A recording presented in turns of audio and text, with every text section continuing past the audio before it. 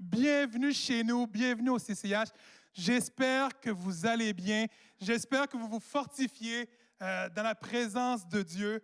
Donc, je sais qu'on passe par des moments pas trop évidents, mais je vous encourage à vous accrocher à quelque chose de plus grand que vous, que plus grand que nous. Et c'est vraiment d'être dans la présence de Dieu, demander constamment à Dieu, renouvelle nos forces pendant ce moment de pandémie.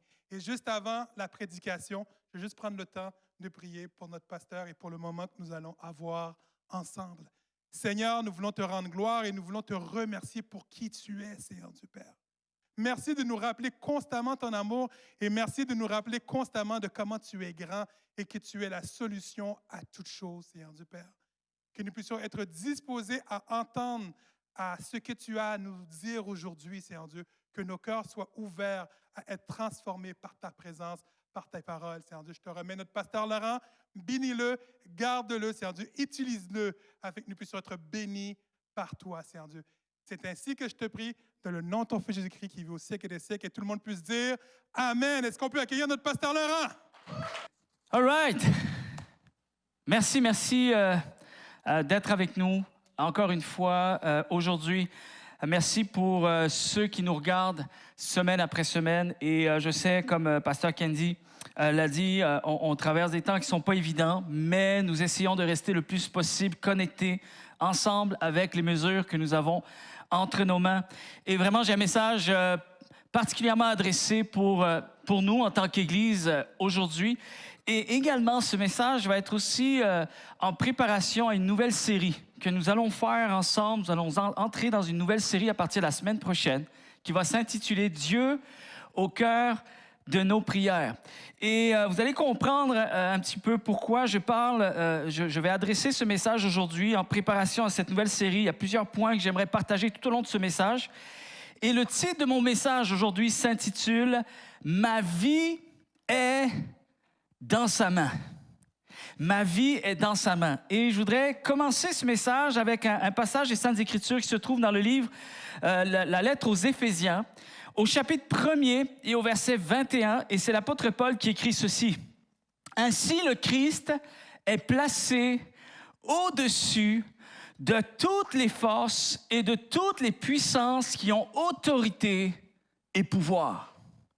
Il est au-dessus de tout ce qui existe, non seulement dans le monde d'aujourd'hui, mais aussi dans le monde qui vient, dans le monde à venir. » Et j'aime bien ce titre-là aujourd'hui à travers ce message que « Ma vie est dans sa main ».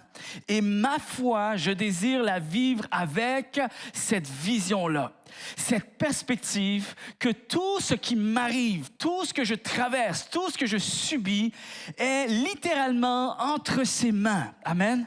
Entre ses mains. Et il y a une nuance à faire parfois entre dire « ma vie est dans sa main » ou tout simplement dire « sa main est sur ma vie ». Et j'arrive à voir un peu la nuance. Je ne sais pas si vous réalisez un peu, il y a quand même une nuance là-dessus. Parce que si je déclare que sa main est sur ma vie, il est possible que je puisse en faire un certain tri, tu sais, une espèce de triage.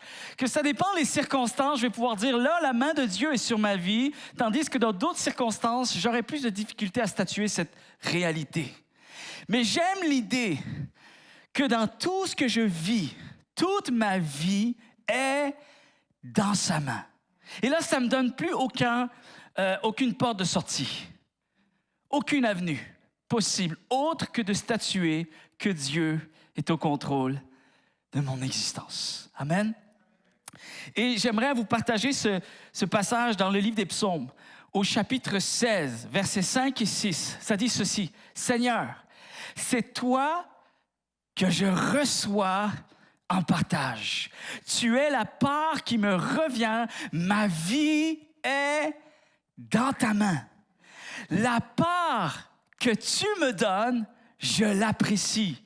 Pour moi, c'est un cadeau magnifique. » Et ici, il faut comprendre une chose, que le psalmiste, lorsqu'il écrit cette phrase, il fait référence à la tribu des Lévites de l'Ancien Testament. Et il faut savoir une chose, c'est que la part d'héritage que revenait aux Lévites n'était pas celle que les autres tribus recevaient. En fait, les Lévites ne recevaient pas, comme les autres tribus, des territoires en Canaan, puisque leur statut à eux, c'était qu'ils devaient être une tribu un peu mis à part pour tout simplement recevoir ce que Dieu allait pourvoir pour eux constamment, continuellement. Ils étaient au service de Dieu et pour eux, c'était très différent de ce que les autres tribus allaient recevoir en partage. Il n'y avait pas d'héritage en termes de lot, de territoire, mais Dieu a statué que c'était lui qui allait prendre soin de cette tribu continuellement. Et j'aime cette image. J'aime ce symbolique-là. Et lorsque le psaume ici, le psalmiste déclare que la part que tu me donnes, je l'apprécie. Lorsqu'il déclare que ma vie est dans ta main, c'est qu'il veut tout simplement statuer une foi constante. Dans chaque événement de ma vie, je veux me souvenir que Dieu prend soin de moi, que Dieu pourvoit à tous mes besoins. Je n'ai pas à m'inquiéter de ce qui arrivera plus tard. Dieu prend soin de moi à tous les jours de ma vie. Quelqu'un devrait dire Amen. Le psaume commence au verset 2 avec le terme de le bonheur. Le bonheur. Et il va dire, mon bonheur, vous ne l'avez pas nécessairement à l'écran, mais mon bonheur n'est nulle part qu'en toi. Mon bonheur, c'est Dieu. Je n'ai pas à attendre quelque chose de matériel pour ressentir une joie encore plus significative. Je n'ai pas à m'appuyer sur mes biens matériels pour sentir que je suis plus heureux. Le fait de savoir que ma vie est dans la main de Dieu, là est tout mon bonheur. Amen. Ma vie entière est entre ses mains. Même, écoutez bien ceci, parce qu'ici on parle d'une tribu qui ne reçoit pas de lot, d'héritage. Mais ils sont heureux. Le bonheur de Dieu est sur leur vie. Alors même dans ce que je ne reçois pas, il y a encore une part divine. Amen. Je veux déclarer ce matin que ce que j'ai est entre les mains de Dieu. Je veux déclarer aussi ce matin que ce que je subis est encore entre les mains de Dieu. Ce que je traverse continue d'être entre les mains de Dieu. Et voici ce que j'aimerais qu'on déclare ensemble. C'est un peu plus dur, mais c'est tout autant une vérité. Même ce que je n'ai pas est aussi conduit par la main de Dieu. Amen. Vous savez, souvent, on a cette notion de la bénédiction de Dieu, ou cette notion que Dieu est vraiment avec nous. Souvent, lorsqu'on dit « je rends grâce à Dieu », je bénis Dieu pour ce que j'ai. Et soyons honnêtes, souvent, on parle d'une bénédiction, mais qui est beaucoup plus appuyée sur un point de vue matériel. Souvent, lorsqu'on est béni financièrement, on va dire « Seigneur, je bénis ton nom », qu'il est bon d'être enfant de Dieu. Alors, on voit les bénédictions comme quelque chose, tout simplement, où ça nous donne une raison de pouvoir bénir Dieu pour les choses que nous recevons, pour les choses que nous avons, les finances, une promotion.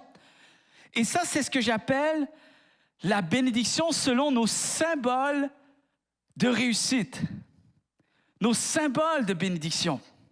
Maintenant, j'aimerais dire quelque chose ce matin.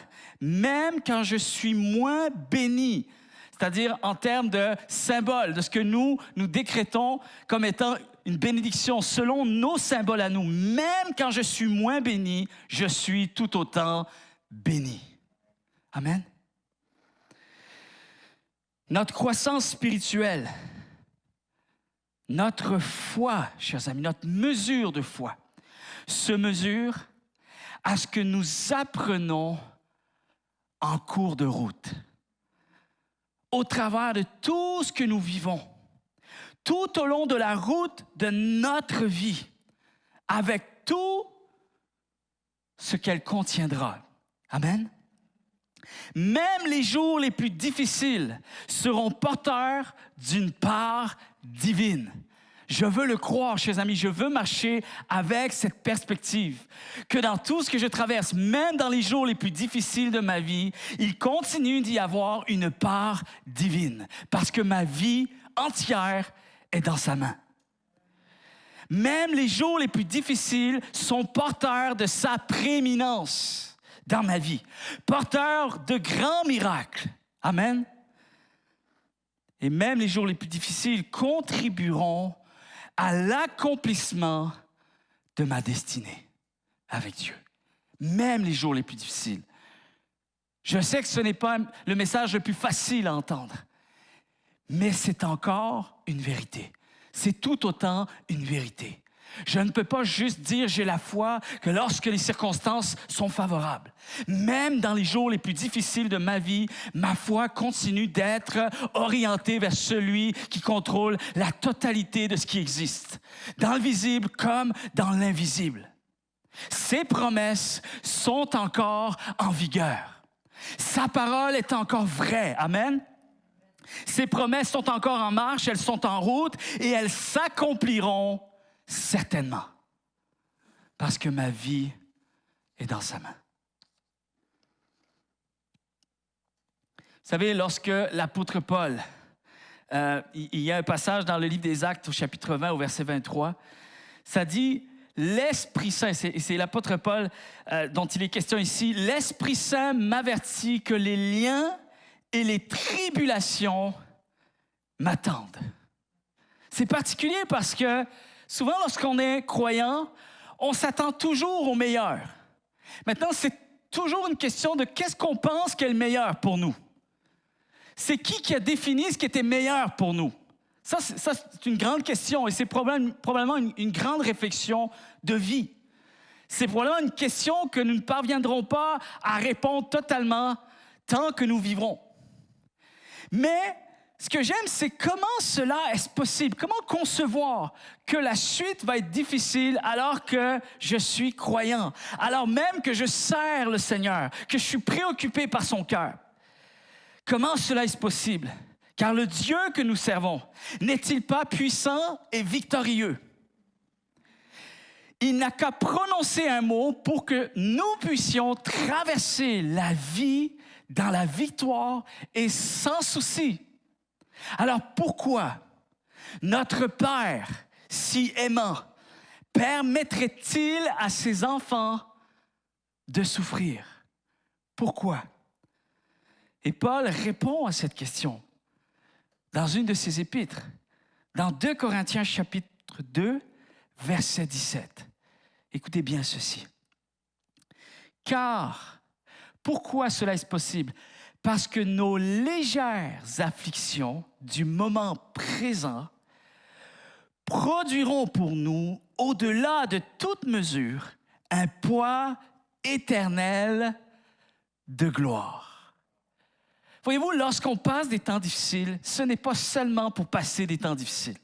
Si Dieu permet que nous passions même des passages un peu plus avides dans notre vie, c'est parce que Dieu a l'intention de rendre notre vie meilleure par la suite. Amen. Et ça, c'est bien sûr, c'est un peu plus profond que juste de saisir la foi avec un peu plus de surface. Il faut creuser un petit peu plus avec Dieu. Mais j'aime cette réalité. Parce que d'adopter une telle conception, une telle définition quant à la foi pour notre vie, nous permettra d'avancer avec Dieu d'une manière durable, plus constante, dans la persévérance de la foi. En fait, ce que Paul est en train de déclarer, c'est que Dieu est en train de produire, parfois dans les moments les plus difficiles de notre vie, Dieu est en train de produire une révélation de sa gloire qui durera pour toujours. Quelque chose qui, plus tard, nous allons comprendre, nous allons saisir, mais cette chose-là, une fois qu'elle va arriver, elle va rester. Des grandes leçons concernant le cœur de Dieu. Et le résultat concernant l'apôtre Paul, c'est que Paul, au travers de ces moments difficiles, va recevoir de grandes révélations concernant Jésus-Christ. Amen. il a acquis une foi incroyablement forte et une connaissance spirituelle abondante.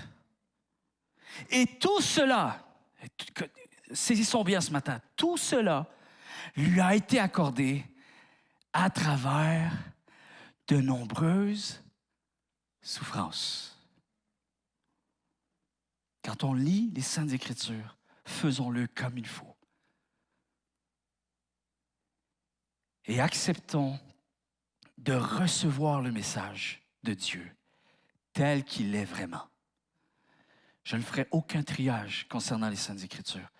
Quand je lis comme il faut. Et j'accepte tout ce que Dieu dit. J'accepte tout ce que Dieu désire que je comprenne. Et bien sûr, il va y avoir une certaine forme de contribution de ma part, c'est-à-dire d'accepter de connaître Dieu, pas seulement en surface, mais d'apprendre à connaître Dieu un petit peu plus loin que ce que moi, j'aurais statué par moi-même. Et c'est là qu'il se trouve l'enjeu de notre foi. Paul avait compris qu'à travers tout ce qu'il endurait, l'Esprit Saint lui enseignait des choses qu'il ne pouvait apprendre d'une autre façon. Il a appris des choses dans ces circonstances-là qu'il n'aurait pas pu apprendre dans d'autres circonstances. Si les circonstances auraient été plus faciles, nous n'aurions pas eu le Paul que nous connaissons aujourd'hui. Et à cause qu'il n'aurait pas reçu ces révélations qu'il a reçues, probablement que nous en serions affectés aujourd'hui parce qu'à travers ces écrits, nous pouvons discerner, comprendre davantage le cœur de Dieu en profondeur pour chacune de nos vies. Alors nous disons merci pour les jours les plus difficiles que l'apôtre Paul a dû endurer. Apprendre à marcher avec une foi un peu plus adulte, chers amis. Voilà ce que je crois que Dieu produit en nous aujourd'hui. Du moins, ce qu'il désire produire en nous aujourd'hui. Même les jours les plus difficiles, dans l'histoire de l'apôtre Paul, mais comme dans la nôtre également, ont su et sauront témoigner de la prééminence de Dieu. Même les jours les plus difficiles de notre vie vont être porteurs de grands miracles. Amen? De grands miracles. Alors la grande question ce matin, qu'en est-il de notre foi quand nous faisons face à de vraies impossibilités? Où en est notre foi? Et ça, ce n'est pas aux autres de répondre à cela. C'est à nous de répondre pour nous. Dieu pose cette question à chacun d'entre nous, chacune d'entre nous. Et vraiment, on a besoin d'y réfléchir, d'y méditer. Et même d'aller devant Dieu avec ce courage-là, le courage de se poser les vraies questions, le courage de se mettre à blanc, le courage de se mettre à nu devant Dieu. Arrêtons de faire semblant. Qu'en est-il de notre foi quand nous faisons face à de vraies déceptions de la vie? Lorsque nous sommes privés de certaines bénédictions selon nos standards à nous. Qu'en est-il de notre foi lorsque les promesses tardent à s'accomplir? Lorsque l'attente interminable d'une saison particulière se fait lourdement ressentir? Qu'en est-il de notre foi, chers amis, face à ce qui nous déstabilise? Face aux beaux, aux belles choses, aux beaux comme aux moins beaux? Aux belles choses, mais ceux que nous estimons comme étant moins belles. Qu'en est-il de notre marche avec Dieu? Et qu'en est-il de notre foi lorsque le ressenti est moins présent? Eh bien, la réponse est celle-ci. Ma vie est encore dans sa main. Amen. Ma vie est encore dans sa main. Ma foi n'est pas moins triomphante. Et ça, c'est une parole peut-être qui pourrait délivrer quelqu'un qui m'écoute ce matin. Parfois, on se met trop de pression. Parfois, on essaye de savoir où est notre foi en fonction de ce qui se passe à l'extérieur. Et lorsque les saisons plus difficiles frappent une après l'autre, on a tendance à remettre en question notre foi. Et on pense que Dieu est moins présent. Donc, on pense même qu'on est moins digne de pouvoir suivre et servir le Seigneur, comme si nous décrétons que les circonstances ont quelque chose à dire à propos de nous. Mais j'aimerais dire à quelqu'un ce matin que ta vie est encore dans la main de Dieu. Toi qui crois en Jésus-Christ, toi qui continues à garder ses promesses fortement attachées dans ton cœur, j'aimerais te dire que ta vie est encore dans sa main. Elle n'est pas plus faible. Ta foi n'est pas plus faible. Elle n'est pas moins importante que celle des autres. Elle n'est pas moins crédible et elle n'est pas moins présente. Amen. Je connais quelqu'un qui a vécu un parcours un peu difficile, une personne qui est athlète de haut niveau, un joueur de soccer professionnel, qui, je pense, dans les 2 dernières années, il y a peut-être 2 ans de ça, a vécu un accident et qui s'est retrouvé à devoir stopper sa carrière. Et pour un athlète de haut niveau, surtout étant jeune, de tels événements font voler en éclats les rêves. Les rêves ont volé en éclats, découragement. Et là, on n'est plus capable de voir qu'est-ce qui va se passer. Et ce qui est incroyable, c'est qu'aujourd'hui, cette personne a pu retrouver le terrain du sport de haut niveau. Il est redevenu un joueur de soccer. Il a passé une période de convalescence incroyable. Il a travaillé fort, il a dû être patient, il a dû recevoir des soins. Et tout ce temps-là, ce qui est incroyable, c'est qu'aujourd'hui, quand je lis des fois ce qu'il poste, je discute des fois, on a communiqué quelques fois ensemble, c'est incroyable comment aujourd'hui, même il était déjà croyant avant qu'il lui arrive cette situation-là, et aujourd'hui, il continue de croire en Dieu. Et ce qui est merveilleux, c'est que durant toute cette période-là, il n'a jamais douté que Dieu continuait de conduire sa vie.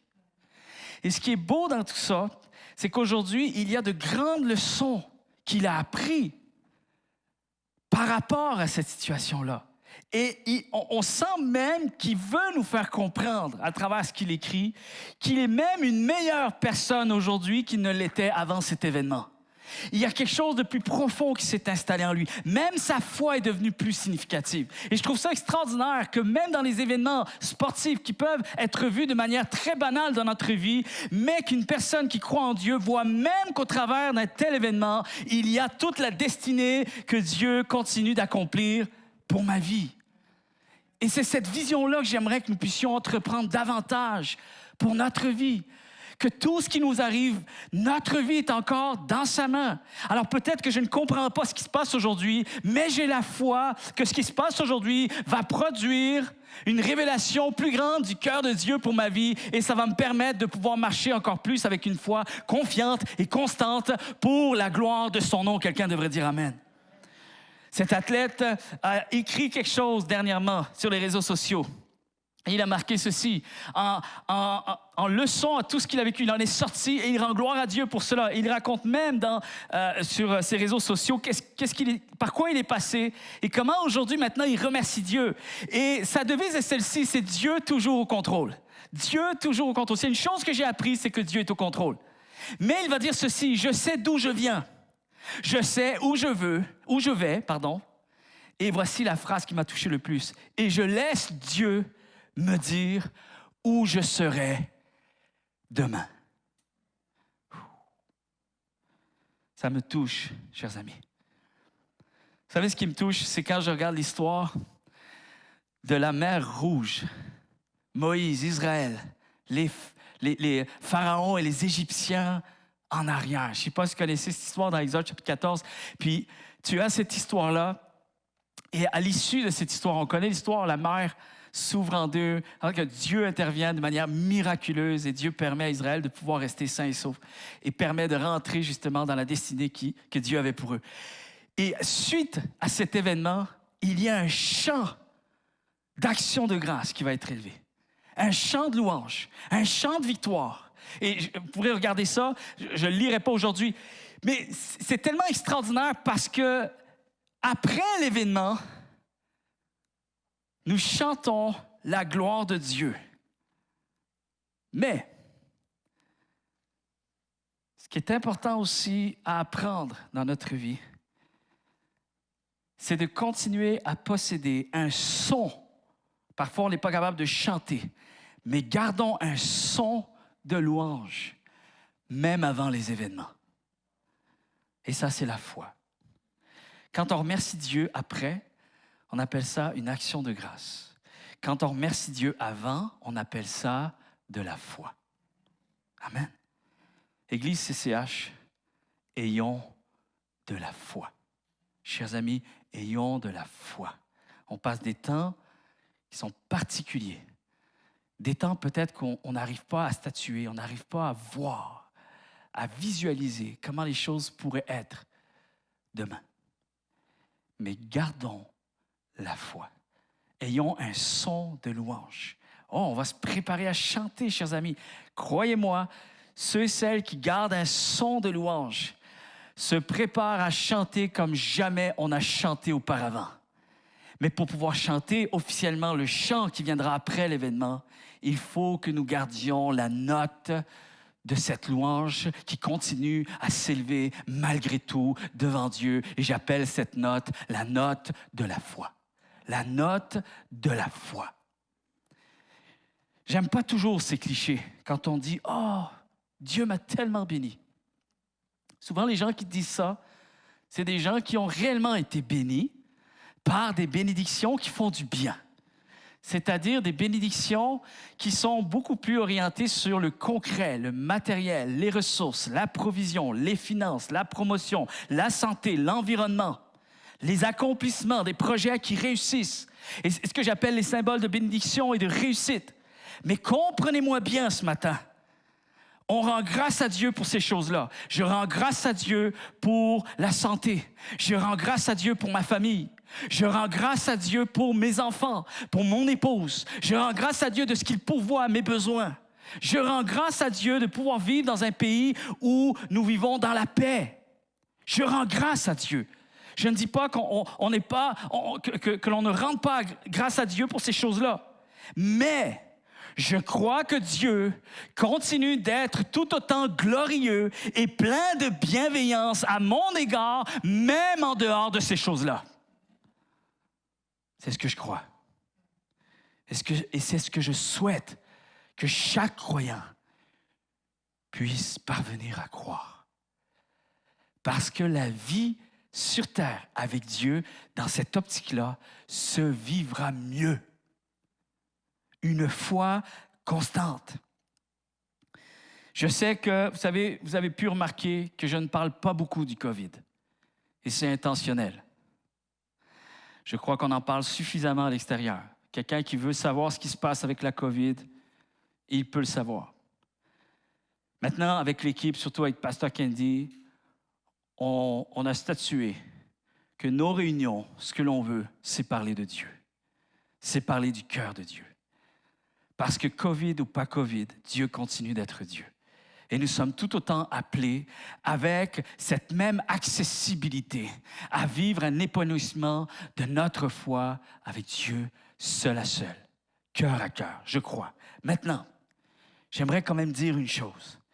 Et si Dieu profitait de cette situation à travers la COVID pour voir comment la plupart de ses enfants conçoivent réellement sa bénédiction? En tout cas, s'il voulait faire ainsi, il peut le faire parce que Dieu fait ce qu'il veut. Peut-être qu'il désire également profiter de cette saison pour nous remettre à jour avec de meilleures notions quant à la véritable nature de ces bénédictions à notre égard. Et je dis ça avec beaucoup d'amour ce matin. Je ne dis pas ça avec un cœur décalé, comme si j'étais indifférent. Je sais que nous passons des temps difficiles, mais je crois aussi qu'il faut se dire les vraies choses, chers amis. Il n'y a rien qui arrive pour rien et Dieu continue d'être sur son trône. Et moi, je crois que dans ces moments-là, à nous de saisir les grandes leçons et les grands enseignements du cœur de Dieu pour notre vie. Je préfère placer toutes choses entre ses mains. Amen. C'est un choix que je dois faire, même si je dois réaliser que Dieu est au-dessus de tout, qu'il est le maître de l'univers. Maintenant, il y a un choix à faire. Mon choix est que je préfère placer toute chose, moi, là, c'est mon choix, c'est moi qui va statuer. Je mets ça entre les mains de Dieu. Et j'aime une histoire, je ne raconterai pas tout le contexte, mais David, à un moment donné, s'est retrouvé dans une situation bien, bien compliquée parce qu'il avait fait quelque chose que Dieu lui avait pas demandé de faire. Et là, il se retrouve avec des conséquences. Et Israël, le peuple, va devoir subir certaines conséquences. Et dans sa grâce, Dieu a permis à David de choisir l'option qu'il préfère pour les conséquences. Et là, c'est difficile, je ne veux pas rentrer dans ce contexte-là. Le cœur de Dieu est toujours aussi bienveillant, aussi extraordinaire, mais je n'ai pas le temps de faire une étude là-dessus. Mais croyez-moi, Dieu continue d'être bienveillant. Et cette histoire-là, c'est que Dieu a donné 3 choix à David. Soit tu choisis des années de famine, soit tu choisis des années de guerre, ou soit tu choisis une épidémie, une peste. Une épidémie. Et voici la réponse de David dans 2 Samuel, chapitre 24, verset 14. Il va dire, « Je préfère tomber entre les mains du Seigneur plutôt que de tomber entre les mains des hommes. » Pourquoi il dit ça? Pourquoi? Parce que David est un roi puissant à ce moment-là. Il est le roi de la plus grande nation qui existe à ce moment de l'histoire, bien précisément. Alors, la famine, il peut trouver des ressources pour s'en sortir avec ses propres mains, lui. La guerre, il connaît la guerre. Il connaît la guerre. Il a des guerriers autour de lui. L'expérience, il l'a acquise. Alors, c'est encore ses mains qui peuvent faire quelque chose. Mais étrangement, il va choisir l'épidémie. Pourquoi? C'est incroyable. Comment il y a quelque chose que je saisis, moi, en tout cas, personnellement. Je ne veux pas l'imposer à qui que ce soit, malgré que je suis pasteur et je prêche des messages pour l'ensemble de l'Église. Mais j'ai cette particularité-là que je ne veux pas nécessairement vous dire quelque chose qui devient une généralité. Mais je crois une chose. David a choisi l'épidémie parce qu'il était venu à un temps où il avait besoin de revenir à une mise à jour, qu'être pleinement conduit parce que Dieu peut faire, au-delà de ce que moi je peux faire, fera en sorte que je vais sortir de cet événement avec de plus grandes leçons que si je reste à l'endroit où je peux faire quelque chose encore par moi-même. Maintenant, écoutez bien ceci. Il y en a qui choisissent ni Dieu, ni la pandémie. Je veux ni un ni l'autre. Je ne crois pas en Dieu, puis la pandémie, j'en veux pas. Alors, on est très réfractaires. Il y en a d'autres qui sont prêts à accepter la pandémie sans Dieu. All right. Il y en a d'autres, moi, je veux être avec Dieu, mais je refuse la pandémie. Je ne l'accepte pas. Et moi, et je ne l'impose pas, moi, je choisis la pandémie avec Dieu. Avec Dieu. C'est ce qui m'apaise le plus. C'est ce qui m'encourage le plus. Dans ces moments peut-être difficiles, particuliers, parce qu'il y a des choses que je ne contrôle pas. Et je ne veux pas me rendre malade avec des choses que je ne contrôle pas. Maintenant, je sais, quand le vivant avec Dieu, je sais que lui contrôle ce que je ne contrôle pas.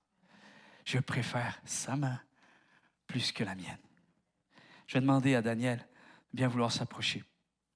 Commencer à jouer. Vous savez, lorsque la Bible nous apprend que Dieu est insondable, vous avez déjà lu peut-être des versets où il y a cet attribut-là concernant le cœur de Dieu, la nature de Dieu, Dieu est insondable. Vous savez, lorsque les Hébreux utilisaient ce terme, ils faisaient référence à un terme qui était une connotation au fait que Dieu est alpha et oméga, c'est-à-dire qu'il n'a ni début ni fin. Et vous savez, lorsqu'on dit que Dieu est insondable, c'est que, vous savez, lorsqu'on parle de sonder quelque chose, c'est que tu as un outil, tu as une sonde pour déterminer la profondeur de quelque chose. Okay? Lorsqu'on parle d'une ancre pour un bateau, souvent, on jette l'ancre pour voir un peu à combien de profondeur on est. Et ici, le terme, lorsque les Hébreux disaient « Dieu est insondable », ça veut dire que sa profondeur n'est pas mesurable. Sa profondeur n'est pas mesurable. Ça veut dire que Dieu n'a pas de fin. Il n'y a jamais de limite avec Dieu. Il y a toujours, écoutez bien ceci, avec Dieu, il y a toujours une distance à parcourir. Dieu ne permettra jamais une situation dans ta vie où tu n'auras plus la possibilité de pouvoir avancer avec lui. Je veux dire à quelqu'un ce matin, Dieu va faire en sorte que tu continueras à marcher avec lui. Pendant que Daniel commence à jouer, vous savez, avec Dieu, il y a toujours une issue. Quelqu'un devrait dire amen. Il y a toujours un espace possible. Avec Dieu, il n'y a jamais d'arrêt final pour ceux et celles qui mettent leur foi en Dieu, en Jésus-Christ. Le chemin continue. Il n'est peut-être pas celui que j'avais espéré, mais le chemin de Dieu continue pour ma vie. Aucune porte définitive, ça veut dire qu'il y a toujours un espoir. Et j'aimerais dire à quelqu'un ce matin, sa main demeure sur ta vie. Sa main demeure sur ma vie et sur la vôtre. Je veux en être conscient. C'est ça dont il s'agit à travers ce message ce matin. Je sais que je vous partage des choses que vous savez, mais il est temps maintenant que cette information vienne toucher nos cœurs. Il est temps que nous apprenions à vivre avec ce que nous croyons. Et c'est maintenant que ça compte. Je veux être conscient que la main de Dieu demeure sur ma vie. À chaque événement, à chaque journée que Dieu me donne de vivre, je veux me réveiller le matin, je veux ouvrir mes yeux et je veux juste affirmer, Seigneur, ta main est sur ma vie et dans ta main. Ma vie est dans ta main, j'en suis conscient. Et quel que soit ce que tu as prévu que je vive aujourd'hui, je vais garder cette vérité à l'intérieur de mon cœur. Est-ce qu'on est prêt à prendre Dieu au mot? Amen. De prendre Dieu au mot.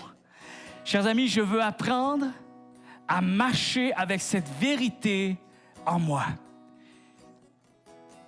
Dieu nous invite à avancer avec un cœur confiant. Amen. Avec un cœur confiant, sans peur, sans crainte. Est-ce qu'on peut affirmer ce matin, je sais qu'il prend soin de moi? Pas, je sais qu'il prendra soin de moi. Non, je sais qu'il prend soin de moi aujourd'hui, même dans les jours les plus difficiles. Et il prend soin de moi. Avec cette assurance, je déclare cette vérité avec cette assurance et cette certitude qu'il répondra et qu'il tiendra toujours ses promesses envers moi. Quelqu'un devrait dire amen. Alors fortifions-nous, chers amis, chaque jour dans le Seigneur en rejetant toute forme d'incrédulité. Plaçons notre foi sur les promesses de la parole de Dieu. Vous savez, quelqu'un a dit un jour ceci, l'ennemi de notre âme n'est pas intéressé à transformer les chrétiens en meurtriers, en voleurs ou en commettant l'adultère. Non, ce que l'ennemi de notre âme est intéressé à faire, c'est de transformer les chrétiens pour les rendre incrédules et les amener à douter de l'existence de Dieu. Les amener à douter de son amour, de sa faveur et de sa fidélité constante sur leur vie. Alors j'aimerais dire à quelqu'un ce matin, fortifie-toi chaque jour dans le Seigneur et rejette toute forme d'incrédulité. Toute forme d'incrédulité. Ta situation actuelle est peut-être difficile et douloureuse. Peut-être qu'elle te fait verser beaucoup de larmes. Mais si tu restes fidèle, si tu honores la parole de Dieu, si tu restes attaché à son cœur et à ses promesses, et si tu puises en Christ ton endurance, il te transformera. Il te changera radicalement en une personne réellement spirituelle, remplie de foi. Tout comme Job, tu pourras dire à la fin d'un certain parcours, « Autrefois, j'ai entendu parler de lui. » Mais aujourd'hui, mes yeux l'ont vu. Amen. Mon oreille avait entendu parler de toi, mais maintenant mon œil t'a vu.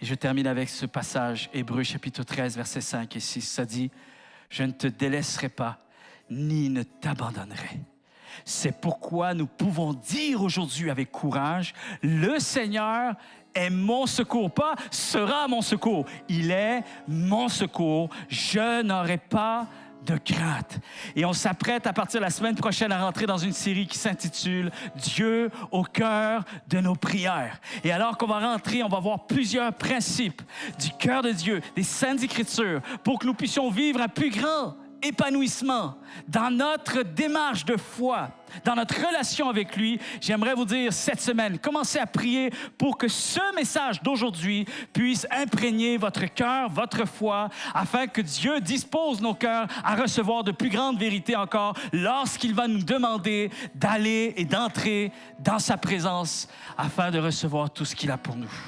Alors ne craignons pas les situations, chers amis. Dieu est avec nous pour toujours. Il ordonne à la bénédiction d'être avec toi. Même dans le manque de bénédiction, tu ne manqueras pas d'être béni. Quelqu'un devrait dire Amen. Il demeure auprès de ceux qui le cherchent d'un cœur sincère. Il demeure avec nous, quelles que soient les menaces de ce monde, quels que soient les sentiments que nous pouvons éprouver, quelles que soient les circonstances auxquelles nous sommes confrontés. Peu importe ce qui m'arrive, et je termine avec ça, peu importe ce qui m'arrive, Dieu est avec moi, ma vie est dans sa main. Soyez bénis abondamment. Je m'abandonne à toi, prends tout en moi, Seigneur. Je m'abandonne à toi, viens prendre la place en moi. Non, rien au monde ne peut me combler. Oh, tout à toi, Seigneur. Je m'abandonne à toi. Prends tout en moi, Seigneur. Je te donne tout. Oh, je te donne mon cœur. Il ne m'appartient plus. Ce que j'ai de meilleur,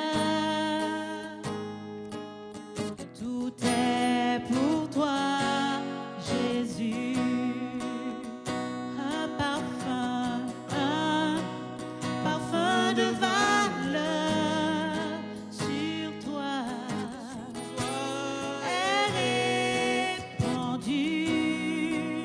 C'est l'offrande de mon cœur. Je suis à toi, Jésus. Prends mon âme, prends mon cœur, je te donne tout. Oh, prends ma vie, me voici, je te donne tout. Prends mon cœur, prends mon âme, prends mon cœur, je te donne tout.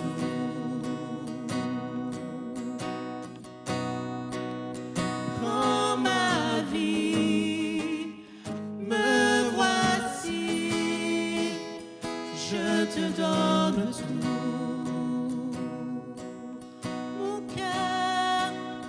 Mon cœur est à toi, tout à toi.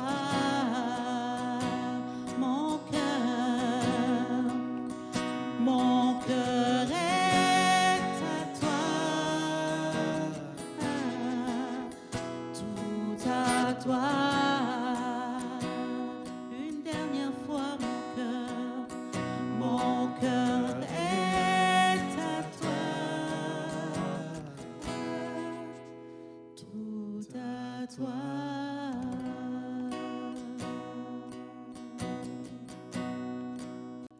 Toi qui nous écoutes aujourd'hui, et vous qui êtes peut-être là aujourd'hui, juste nous rappeler que nos vies sont encore dans les mains de Dieu. Et que peu importe ce qui se passe, mais qu'on puisse se rappeler que notre Dieu règne sur le trône de nos vies. Et je veux vous encourager aujourd'hui. Ça se peut que vous passiez dans des moments pas évidents, mais de se rappeler de la fidélité de Dieu et de se rappeler que peu importe, ma vie est encore dans ses mains. Il fera ce qu'il a à faire. Si vous avez des questions, si vous avez été touché par la prédication, n'hésitez pas à nous écrire. On a une nouvelle adresse courriel qui s'appelle connexion@ à commercial cchéritage.org qui va apparaître en bas de l'écran.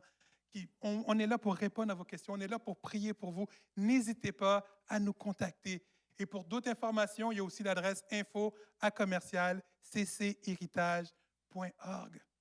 N'hésitez pas, on est là pour vous et on est là aussi pour répondre à vos questions. Comme à tous les semaines, nous avons des capsules pour nos enfants sur notre chaîne YouTube. N'hésitez pas, à partir de 11h30, à mettre vos enfants devant l'écran afin qu'ils puissent avoir aussi leur moment avec Dieu.